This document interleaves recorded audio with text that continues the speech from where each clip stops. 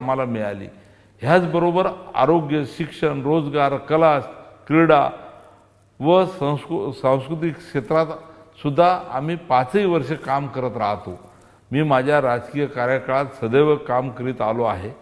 माझी खऱ्या अर्थाने जनता दरबार म्हणजे समाधान शिबिर विषयी लोक आपल्याला सांगतील की मी अनेकदा पहिल्या दिवशी सकाळपासून दुसऱ्या दिवशी पहाटेपर्यंत शेवटचा माणसाचं समाधान झाल्याशिवाय उठलो नाही।